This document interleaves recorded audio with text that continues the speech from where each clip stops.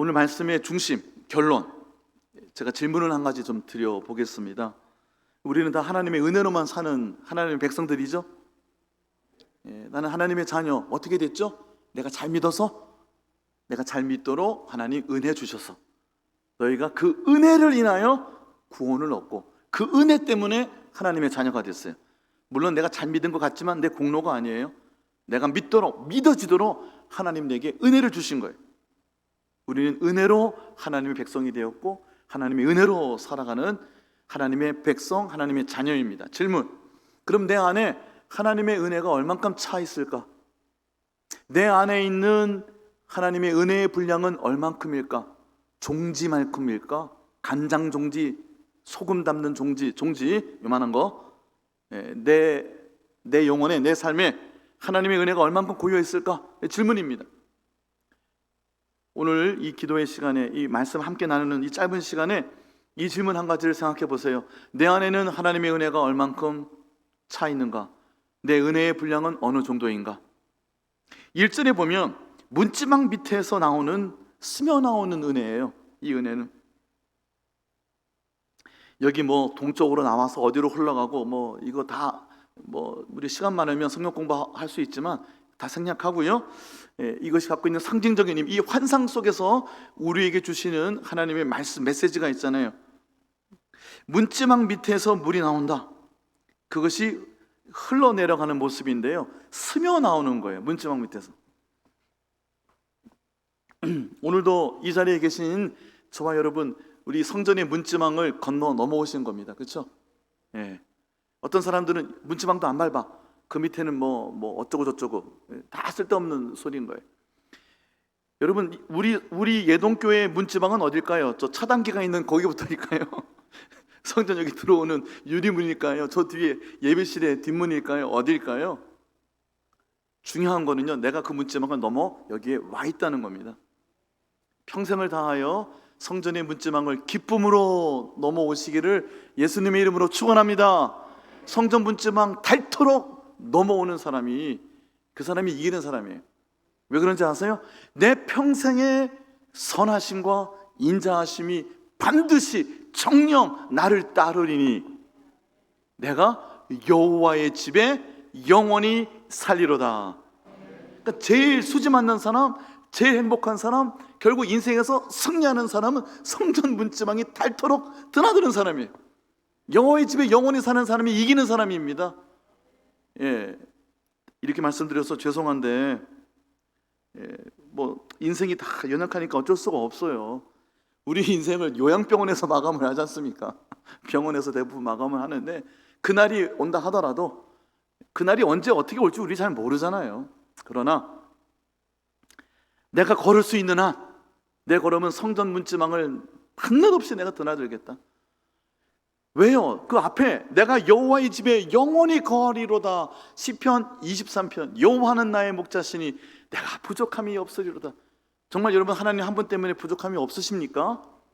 The Lord is my shepherd, I shall not want. 정말 나는 부족함이 없다. 하나님이 나의 목자시니.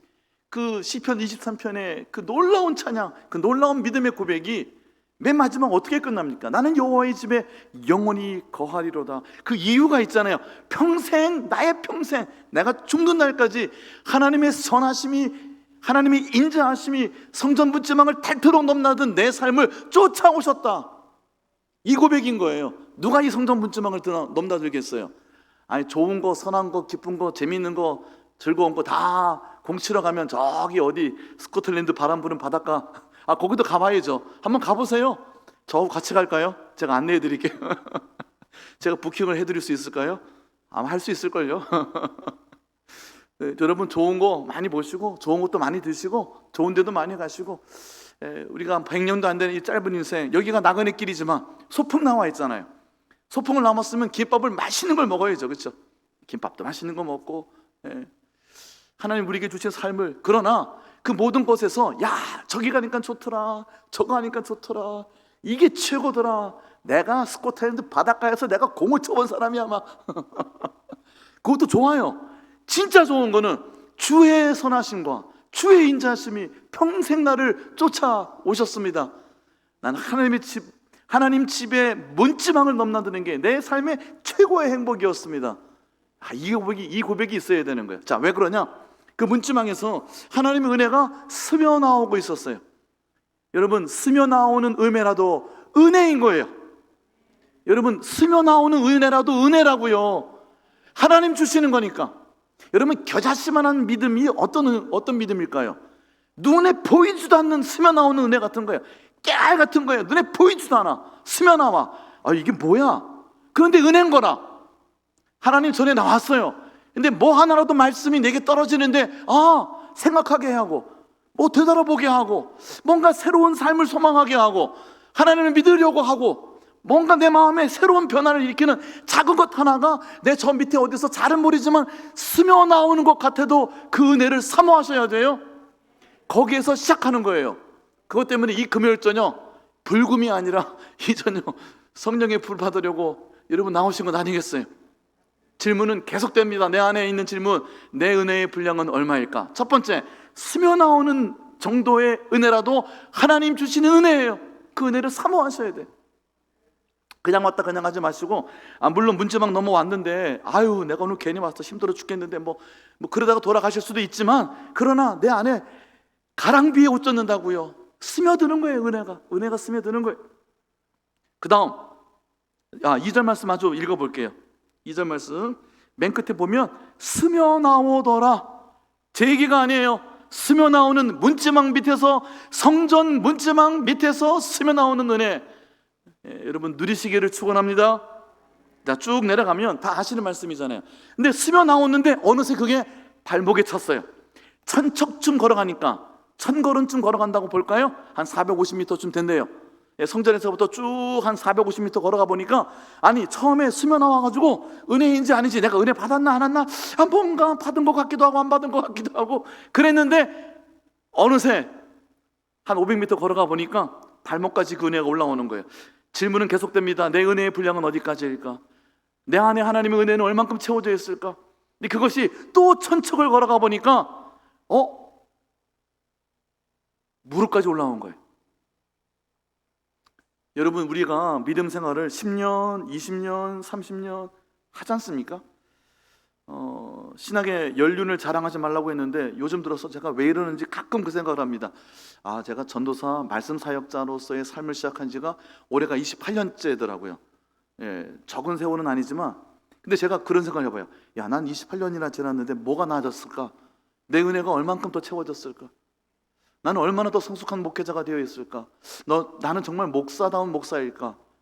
남들이 손가락질하는 비난받을 목사는 아닌가? 부끄럽잖아요. 두렵잖아요. 스며 나오는 은혜였지만 그것이 하나님의 은혜였기 때문에, 근데 그것이 발목에 올라가고요, 그것이 또 한 10년 정도 신앙생활을 했더니 그게 무릎까지 올라가 있고요, 그리고 또 한 10년 정도 신앙생활을 했더니 허리까지 올라가 있고요, 그리고 또 한 10년 정도 신앙생활을 했더니 잠겨버렸어요. 키까지 올라가서. 하나님의 은혜에 푹 잠기는 놀라운 은혜를 경험하시기를 예수님의 이름으로 축원합니다. 내가 50년 믿었는데, 근데 스며 나오는 은혜도 없으면 어쩔 겁니까? 500m 걷고 500m 걷고 500m 걷고 5년 믿고 5년 믿고 5년 믿고 한 2km 걸어갔는데, 2km 걸어갔는데 맨 땅이면 어떡합니까?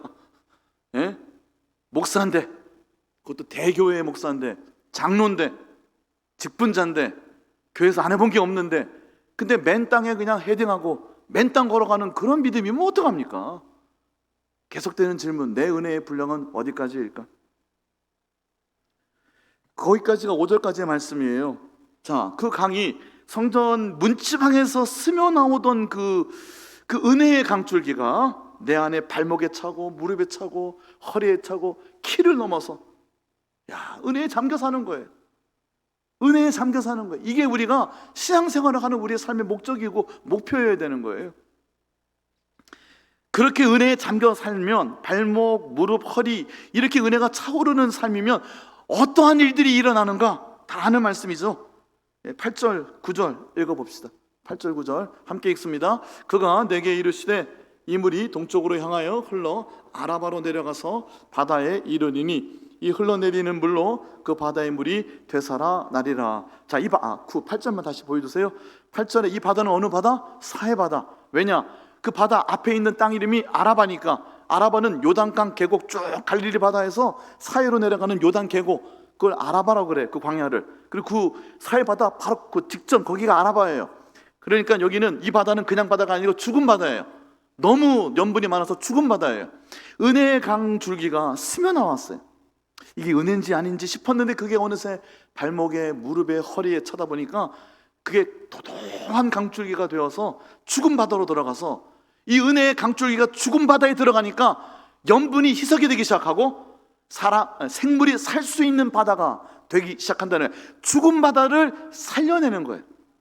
은혜의 분량이 발목에서, 무릎에서, 허리에서 잠길 때까지 얼마나 좋겠습니까? 많은 허리까지, 아니 무릎까지만 차도 그 은혜의 분량에 채워진 인생은 다른 사람을 살린단 말이에요.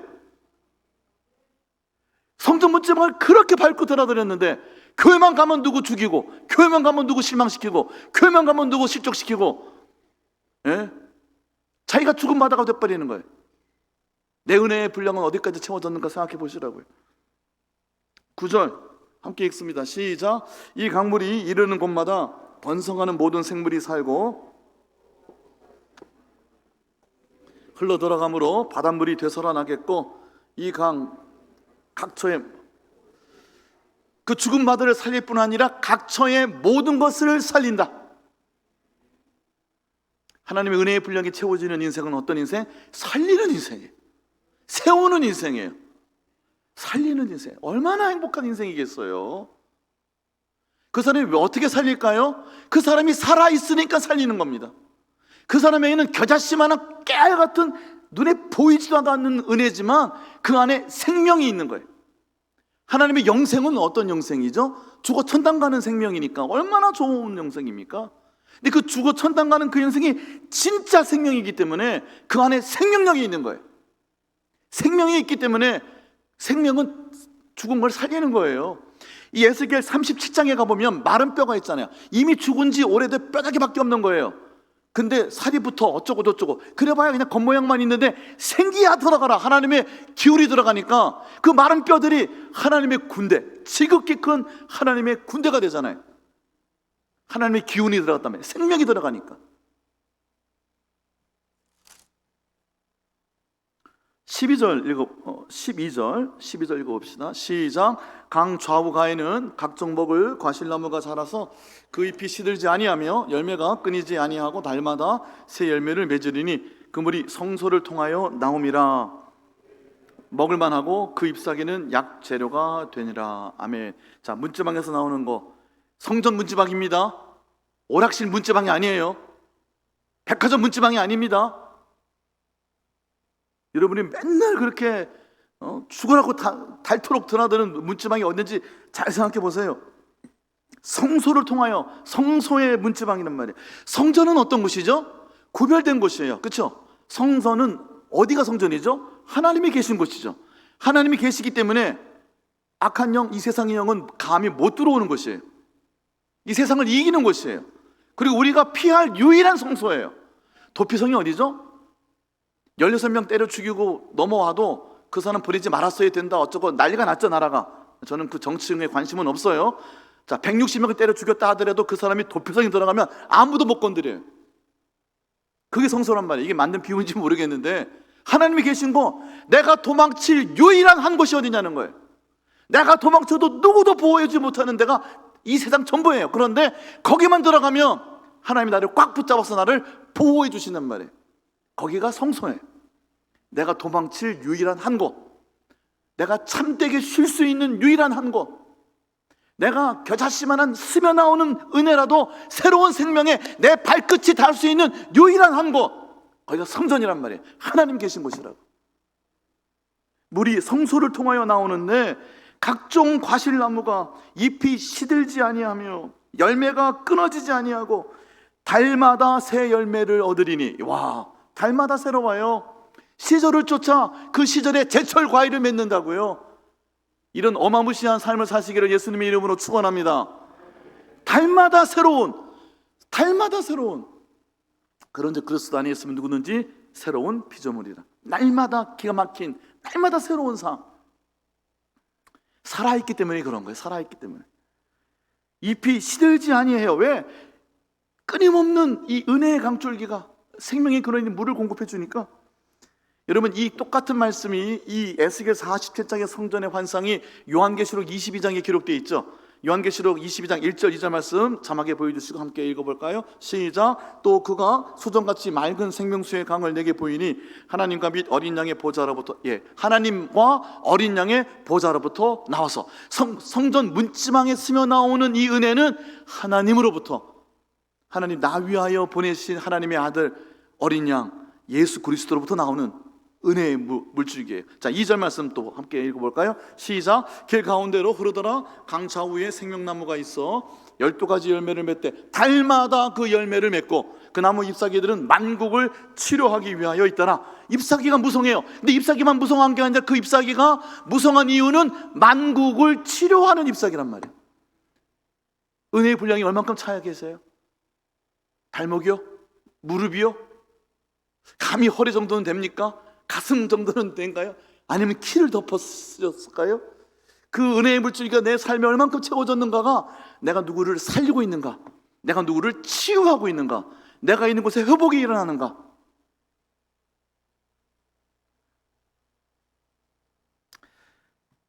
요한복음 7장 말씀 이제 읽고 마무리할게요.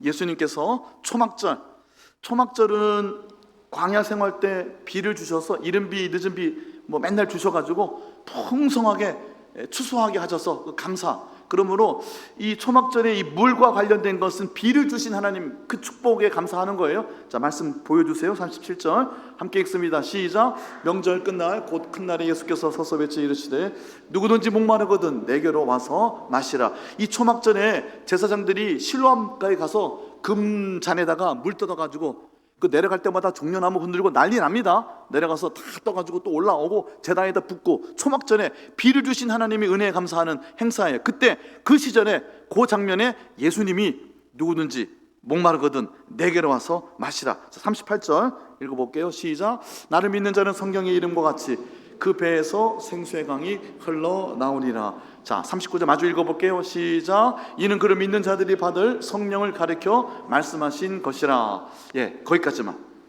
다시 38절 나를 믿는 자 성경의 이름과 같이 그 배에서 생수의 강이 흘러나오리라. 또 다른 설교가 시작될 수도 있는데 그냥 제가 딱 줄여서 요점만 말씀드릴게요. 성령의 기름 부어주심, 빈들의 마른 풀같이 성령이 부어주심, 성령의 부으심. 근데 이 성령의 부으심은요, 이례적이고 단회적인 즉각적인 어떤 성령의 충만을 말해요. 불길 같은 주 성령, 성령께서 내 삶을 확 기름 부어주심. 우리가 이와 같은 성령의 은혜, 성령의 체험을 사모해야 돼요. 성령의 부어주심 뿐만 아니라 오늘은 제가 성전 문지방에서 스며나오는, 근데 그 스며나오는 은혜의 물줄기는 솟아나는 샘물과 같았어요. 그래서 예수님이 누구든지 나를 믿는 자는 그 배에서, 그 몸에서, 그 삶에서 이 샘물이 솟아날 것이라고 했고, 그 샘물이 성령이라고 말씀하신 거예요. 그러니까 성령은 확 부어주시기도 하고요, 내 삶을 태우고 즉각적인 놀라운 체험을 하게 해요. 성령의 충만한 성령의 기름 부어주심의 은사예요. 이러한 은사도 여러분 사모하시고 이 놀라운 성령의 기름 부으심이 여러분의 삶 가운데 임하시기를 예수님의 이름으로 축원합니다. 뿐만 아니라 성전 문지방에 닳도록 드나들면서, 여러분 하나님이 계신 곳이 성전이잖아요. 주의 영, 하나님의 영이 거하시는 너희의 몸이 하나님의 성전인 줄 너희는 알지 못하느냐 그러셨어요.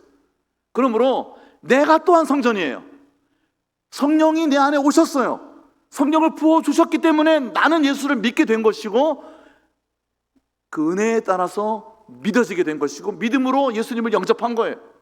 내 안에 성령이 계시지 아니하면 예수님을 나의 구주라고 고백할 수가 없는 것이에요. 근데 그 성령이 내 안에서 솟아나야 돼요. 성령의 부으심뿐만 아니라 성령이 내 안에서 솟아나는 은혜를 사모하시기를 예수님의 이름으로 축원합니다. 솟아나는 은혜, 내 안에서 성령이 내 안에 부어주신 은혜도 사모하실 뿐 아니라 성전의 물지망을 계속 드나들면서 내 안에서 스며나오는 은혜, 솟아나는 은혜, 여러분 삶 가운데, 여러분의 영혼 안에, 여러분의 배 안에 성령이 계시다고요. 그 성령이 내 안에서 솟아나셔야 돼요. 그 솟아나는 은혜를 오늘도 이 저녁에 체험하시기를 예수님의 이름으로 축원합니다. 그래서 그것이 발목에, 무릎에, 허리에 차올라야 돼요. 성령의 즉각적인 일시적인 이 임재 뿐만 아니라 점진적인 지속적인 솟아나는 성령의 은혜, 이 두 가지가 우리가 항상 바라고 기도하는, 소원하는 우리의 믿음의 방향이어야 돼. 이 두 가지 다 필요해요. 성령의 부으심, 성령의 솟아남.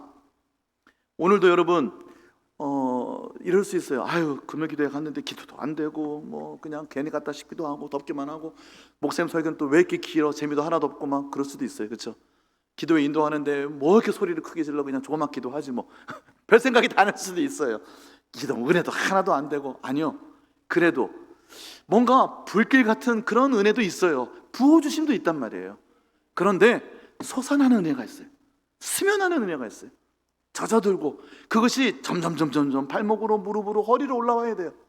그것이 여러분의 신앙의 연륜 속에서 채워져야 되는 은혜의 물줄기, 은혜의 강줄기라는 거예요. 성령의 솟아남, 샘물같이 솟아나는 성령, 그 성령의 은혜에 붙잡히시기를, 그 성령의 은혜가 차오르시기를 예수님의 이름으로 축원합니다. 말씀 기억하면서 우리 함께 찬양합시다.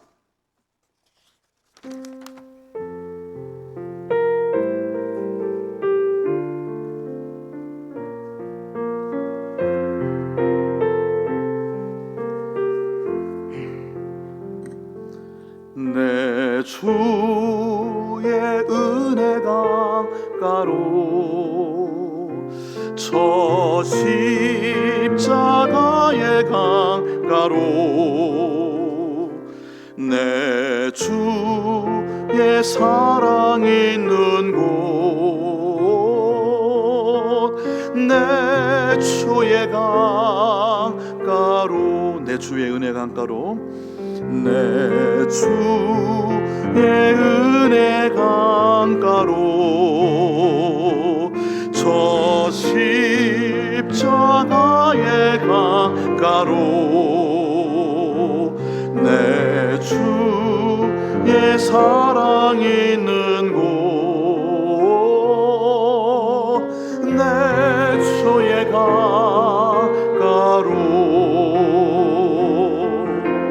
가난 나의 영혼을 생수로 가득 채우소서. 피곤한 내 영혼 위에 내 주의 은혜 강가로, 저 십자가의 강가로, 주의 사랑 있는 곳, 내 주의 강.